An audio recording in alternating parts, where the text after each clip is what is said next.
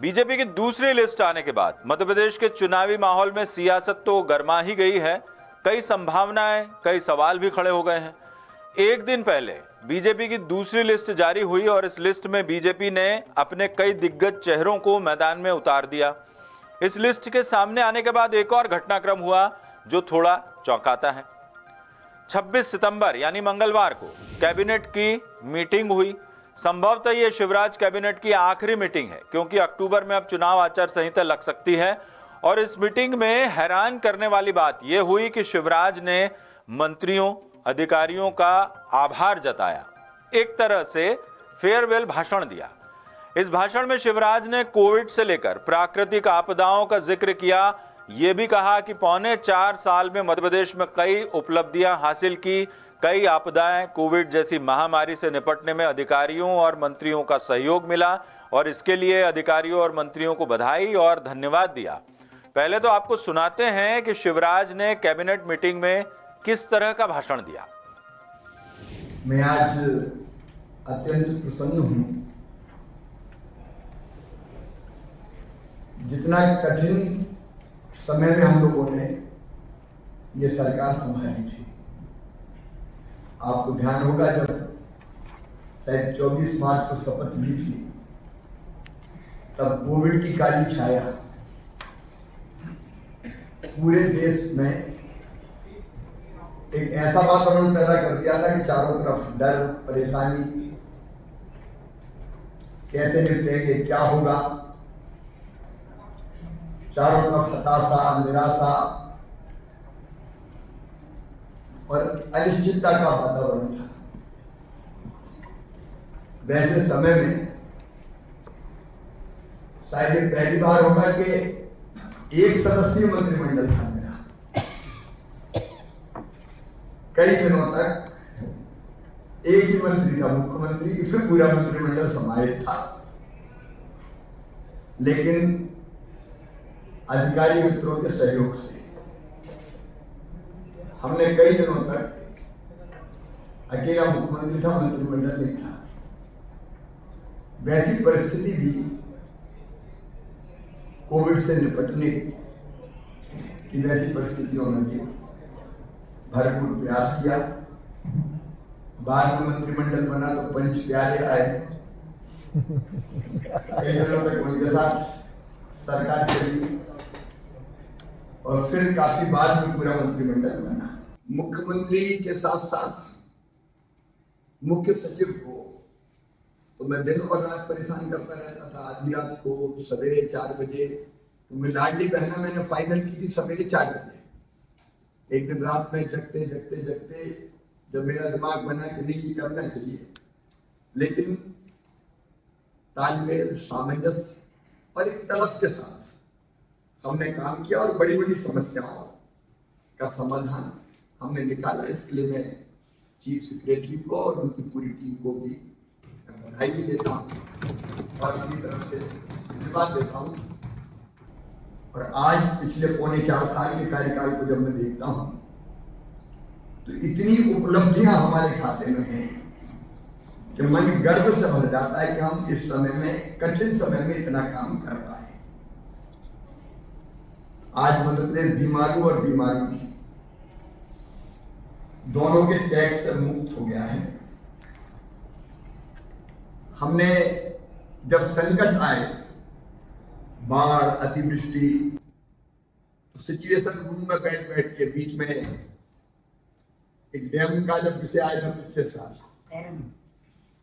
तो रात रात भर सिचुएशन रूम में हमारी टीम बैठती थी और मैं भी देर रात तक बैठता था। एक टूट ना जाए, कोई तबाही ना आ जाए, गांव खाली करवाना, ऊंची जगह ले जाना, कलेक्टर, कमिश्नर, बाकी अधिकारी, इंसान को ले जाना तो आसान है, फिर पशुओं को भी ले जाना ताकि उनकी जिंदगी भी ना जाए।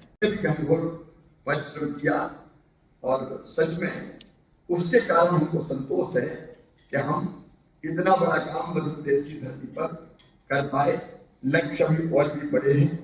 2030 में हमने मध्य प्रदेश की को जिस ऊंचाइयों पे पहुंचाने का जो सपना देखा है, वो भी आप सबके साथ, आपके समर्थन से ही पूरा होगा। इन सब लक्ष्यों को भी आगे मिलकर हम लोग पूरा करेंगे। अधिकारियों का जो हमारा सहयोग इस समय मिला, उनका फ्रेमवर्क, जो हार्ड वर्क आपने किया कर्मचारियों के साथ मिलकर, उसी के कारण ये उपलब्धियां हुई। मित्रों, इसी तरह से हम मध्य प्रदेश और देश की सेवा करते हुए आगे बढ़ते रहेंगे। मैं आज हृदय से इस कार्यकाल में आप सबका जो सहयोग मुझे मिला, उसके लिए मैं फिर एक बार आप सबको धन्यवाद देता हूँ, आभार व्यक्त करता हूँ, बधाई देता हूँ। और एक बात अंत में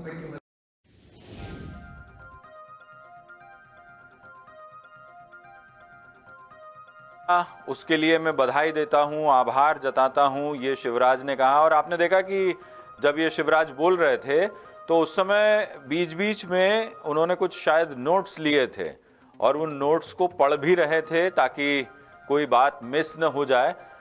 शिवराज ने सभी अधिकारियों को धन्यवाद दिया और ये भी कहा कि 2030 के लिए जो विजन तैयार किया है उसे अब पूरा करने की बारी है। लेकिन शिवराज का कैबिनेट में इस तरह का भाषण देना क्या केवल औपचारिकता थी या फिर कुछ सोच समझकर शिवराज ने यह भाषण दिया? द सूत्र ने जब पड़ताल की, खंगाला कि क्या शिवराज पिछले चुनाव से पहले भी इसी तरह से कैबिनेट मीटिंग में भाषण दिया करते थे, तो पता चला है कि 2008 में, यानी शिवराज ने 2005 में वो पहली बार मध्य प्रदेश के मुख्यमंत्री बने थे, उसके 3 साल बाद पहला चुनाव उन्हीं के नेतृत्व में 2008 में लड़ा गया। तो जो 5 से 8 तक का जो वाकया था, जो कार्यकाल था, उसमें 2008 जब चुनाव में जाने से पहले जो भी मीटिंग कैबिनेट की आखिरी हुई थी, शिवराज ने ऐसा कोई भाषण नहीं दिया था। ये हमें द सूत्र को, हमारे जो सूत्र है, हमने जब पड़ताल की, बातचीत की तो ये पता चला। इसके बाद हम देखते हैं 2013 का साल। तो 2013 यानी 2008 से लेकर 2013 तक शिवराज मुख्यमंत्री रहे और इन 5 साल के बाद जब 2013 में एक बार फिर जनता के बीच जनादेश के लिए चुनाव का दौर था और वापस चुनाव में जाना था बीजेपी को, तो उस समय भी जो कैबिनेट की मीटिंग हुई थी, उस आखिरी कैबिनेट की मीटिंग में भी शिवराज ने नहीं दिया था ऐसा कोई भाषण। न अधिकारियों को संबोधित किया था, न अपने मंत्रिमंडल के सहयोगियों को संबोधित किया था। यानी इस तरह का विदाई भाषण उन्होंने 2008 और 2013 इन दोनों सरकारों में चुनाव में जाने से पहले नहीं दिया था। और फिर तीसरा कार्यकाल उनका जो था वो था 2013 से 2018, यानी साल 2018 की अब बात करें तो 2018 में भी जो हमने पता किया, हमें पता चला कि शिवराज ने नहीं दिया था ऐसा कोई भाषण। यानी 3 कार्यकाल जो शिवराज के थे, 2008 चुनाव से पहले, 2013 चुनाव से पहले जो भी आखिरी कैबिनेट मीटिंग थी, या 2018 चुनाव से पहले जो आखिरी कैबिनेट की मीटिंग थी, उस वक्त भी शिवराज ने ऐसा कोई विदाई भाषण या जिसे हम कहें कि फेयरवेल भाषण नहीं दिया था। अधिकारियों को, मंत्रियों को संबोधित नहीं किया था, उन्हें धन्यवाद नहीं दिया था, उनका आभार नहीं जताया था। अब उसके बाद 2018 में जब सरकार चली गई तो 2020 में फिर शिवराज चौथी बार मुख्यमंत्री बने और पिछले 3 कार्यकाल के दौरान उन्होंने कैबिनेट मीटिंग में कभी भी इस तरह का भाषण नहीं दिया। तो क्या इसे बीजेपी की दूसरी लिस्ट के उम्मीदवारों के चेहरे से जोड़कर देखा जाना चाहिए? दरअसल मध्य प्रदेश में बीजेपी ने चुनाव में बड़े चेहरों को चुनावी मैदान में उतारा है। जो दूसरी लिस्ट की हम बात कर रहे हैं, और इस लिस्ट में कई बड़े चेहरे चुनावी मैदान में उतारे गए हैं। और इस लिस्ट में जिस तरह से दिग्गज नेताओं को टिकट दिया गया है, उससे एक बात साफ है कि बीजेपी किसी भी हाल में चुनाव जीतना चाहती है। जिन दिग्गजों को मैदान में उतारा है उनमें से ज्यादातर नेता ऐसे हैं जो सीएम पद के दावेदार हैं। और ऐसे में एक सवाल जरूर खड़ा हो रहा है कि क्या अब शिवराज सिंह चौहान का क्या होगा, किस तरह की उनके लिए संभावनाएं बनती है। देखिए हमारी ये रिपोर्ट। बीजेपी मध्य प्रदेश के 39 उम्मीदवारों की दूसरी लिस्ट में जिन नामों ने चौंकाया है, उनमें ऐसे चेहरे शामिल हैं जो प्रदेश की सियासत में लंबे समय बाद वापसी कर रहे हैं। बीजेपी 3 केंद्रीय मंत्रियों समेत 7 सांसदों को चुनावी मैदान में उतार रही है। उनमें नरेंद्र सिंह तोमर, प्रहलाद सिंह पटेल और फग्गन सिंह कुलस्ते का नाम शामिल है। ये सांसद के साथ साथ केंद्रीय मंत्री भी हैं। इनके अलावा राकेश सिंह, गणेश सिंह, राव उदय प्रताप सिंह और रीति पाठक भी हैं, जो इस समय सांसद हैं। उन्हें भी चुनावी मैदान में उतारा जा रहा है। और कैलाश विजयवर्गीय, जो बीजेपी के राष्ट्रीय महासचिव हैं, उन्हें भी विधानसभा चुनाव का टिकट दिया गया। दिग्गज नेताओं को चुनाव लड़वाने का फैसला लेकर बीजेपी ने यकीनन ये बताने की कोशिश की है कि उसके लिए हर सीट बेहद अहम है और इसके लिए उसने उन नेताओं पर दांव खेला है जो मध्य प्रदेश की सियासत को छोड़कर केंद्र की सियासत में दाखिल हो गए और इस चुनाव से प्रदेश की सियासत में वापसी कर रहे हैं। और ये ऐसे नेता हैं जो मध्य प्रदेश की सियासत में सीएम पद के दावेदार भी रहे। अब इन्हें चुनावी मैदान में उतारने का मतलब ये है कि इनमें से कोई भी सीएम बन सकता है। तो फिर शिवराज का क्या होगा? शिवराज को लेकर कैसी और क्या संभावनाएं बनती हैं और इसका क्या नतीजा होगा, उसे टटोलना भी जरूरी है, क्योंकि शिवराज सिंह चौहान बीजेपी के वरिष्ठ और दमदार नेता हैं। पहली संभावना बनती है कि बीजेपी जोखिम उठाते हुए शिवराज सिंह चौहान को विधानसभा चुनाव ही ना लड़वाए। हालांकि इसका नतीजा ये होगा कि मैसेज गलत जाएगा, क्योंकि शिवराज बेहद लोकप्रिय चेहरा हैं। खास तौर पर उन्होंने बीते करीब 20 सालों में जो छवि गढ़ी है वो लोगों के दिलों दिमाग पर बैठी हुई है। ऐसे में बीजेपी ये जोखिम लेना नहीं चाहेगी या बीजेपी ऐसा जोखिम लेगी, ऐसा लगता नहीं।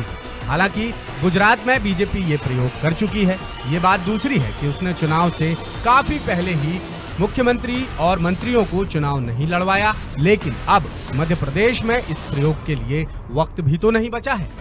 दूसरी संभावना ये है कि शिवराज सिंह चौहान को विधानसभा चुनाव का टिकट दिया जाए। इस बात की संभावना ज्यादा नजर आती है। बुधनी सीट, जहां से शिवराज चुनाव जीतते आए हैं, वहां से उन्हें टिकट दिया जाए, जिससे ये सीट बीजेपी के पाले में आ सके। और यदि बीजेपी की सरकार बनती है तो फिर शिवराज से इस्तीफा ले लिया जाए और उन्हें लोकसभा चुनाव में उतारा जाए। ऐसे में मुख्यमंत्री कोई दूसरा चेहरा होगा।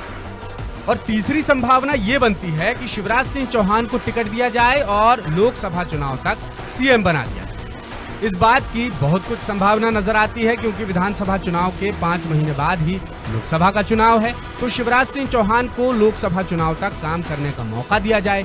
इसके बाद प्रदेश में नेतृत्व परिवर्तन किया जाए। हालांकि इसमें सबसे बड़ा पेंच और सवाल ये है कि क्या बाकी दिग्गज नेता इन 5 महीनों में शिवराज की लीडरशिप को स्वीकार करेंगे। बहरहाल इतना तो तय है कि बीजेपी ने दिग्गजों को मैदान में उतारकर एक तीर से कई निशाने साधने की कोशिश की। विधानसभा चुनाव में यदि ये सभी दिग्गज चुनाव जीत जाते हैं, जिसकी संभावना नजर भी आती है, और मान लीजिए कि बीजेपी सरकार बना लेती है, तो बीजेपी के पास विकल्प रहेगा मुख्यमंत्री का चेहरा चुनने का, और जो नहीं चुने जाएंगे उनके लिए भी लोकसभा के टिकट की संभावनाएं बरकरार रहेंगी। चूंकि शिवराज जो है बेहद लोकप्रिय नेता है, राजनीति का उनको लंबा अनुभव है और अनुभव के साथ प्रशासनिक अनुभव भी, 20 साल तक मुख्यमंत्री और उसमें से ज़्यादातर समय तक मुख्यमंत्री, 20 साल बीजेपी की सरकार थी, उसमें ज़्यादातर समय मुख्यमंत्री के तौर पर शिवराज रहे हैं, बीजेपी के वरिष्ठ नेता हैं। तो एक बात तो साफ है कि बीजेपी शिवराज का भरपूर इस्तेमाल करेगी। शिवराज को यदि ये जो तीनों संभावनाएं हमने बताई है, इन तीनों में से कोई एक संभावना ज़रूर हो सकती है, लेकिन चूंकि वो बहुत लोकप्रिय नेता हैं, एक राजनीति का उनका अच्छा अनुभव है, तो बीजेपी कहीं ना कहीं उनका इस्तेमाल ज़रूर करेगी, इसमें कोई दो राय नहीं है। लेकिन शिवराज के विदाई भाषण और दूसरी लिस्ट में दिग्गजों के चेहरों को देखकर कई तरह की संभावनाएं और कयास तो लगते ही है, और वो हमने आपको बताया भी है। मगर ये भी तय है कि शिवराज के अनुभव का लाभ जरूर उठाएगी, जैसा मैं पहले जिक्र कर चुका हूं, क्योंकि उन्हें राजनीति का लंबा अनुभव है, वो प्रदेश में लोकप्रिय है और इसमें कोई दो राय भी नहीं है।